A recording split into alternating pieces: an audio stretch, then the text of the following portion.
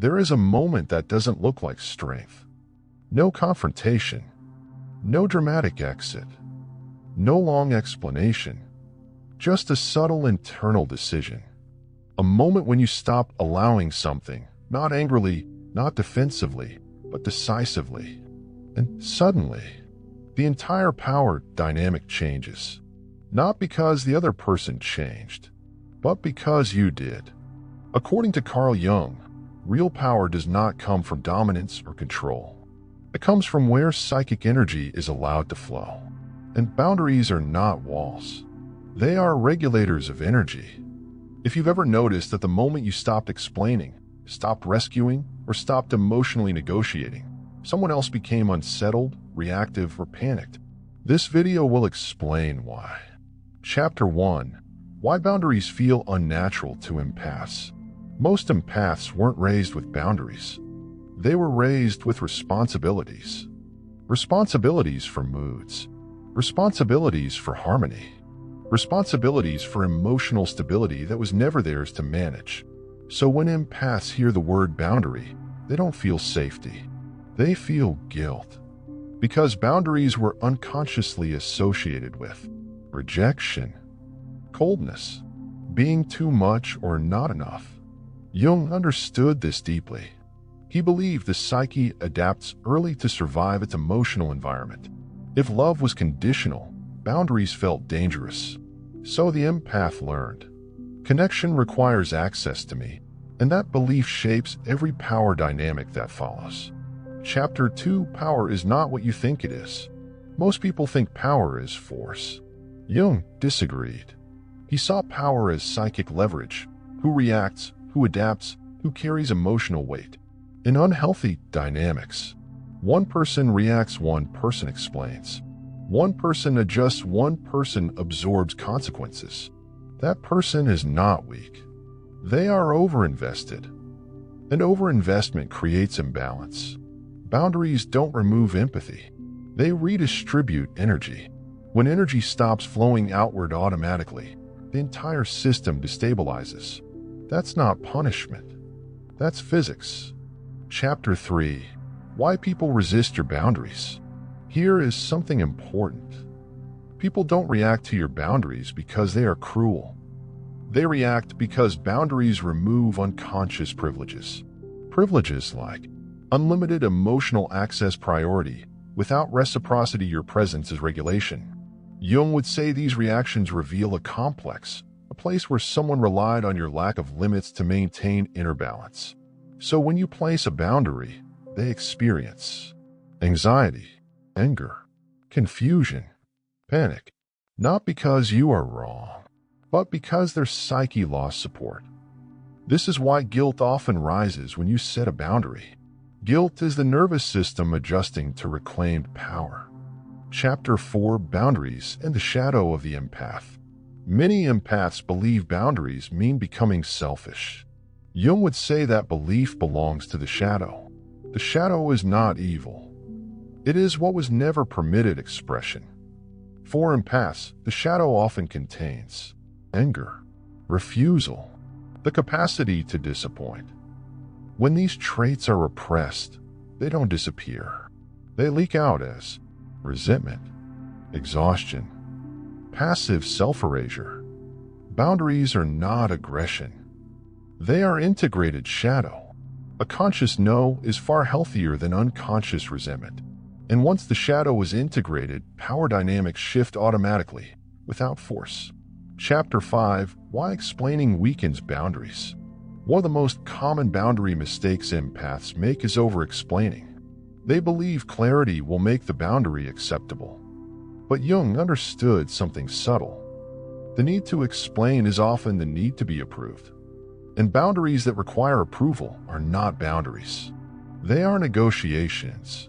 Every extra sentence you add hands power back to the other person. Because power lives in finality, not justification. This is why calm, brief boundaries feel unsettling to people who rely on control. There's nothing to argue with. Chapter 6. The nervous system shift behind boundaries. Here's what rarely gets discussed. Boundaries are not cognitive. They are somatic. When you stop overriding your instincts, your nervous system recalibrates. You speak slower. You tolerate silence.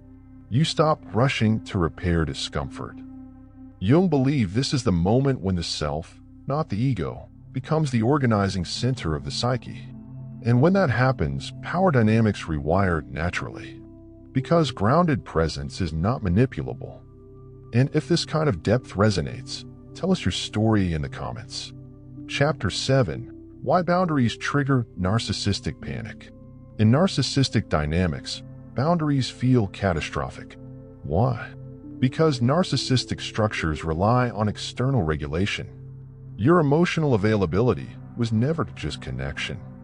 It was stabilization. So when boundaries appear, manipulation escalates. Guilt intensifies. Victim narratives surface. Not as strategy, but as panic. Jung would say the narcissistic persona collapses when its supply disappears, and boundaries quietly cut supply without drama. This is why silence plus consistency is more powerful than confrontation. Chapter 8. Boundaries as individuation. Individuation is Jung's term for becoming whole. Not pleasing, not accommodating. Whole. Boundaries are one of the final markers of individuation because they signal internal authority, self-trust, emotional sovereignty. The individuated person does not ask, "Is this allowed?"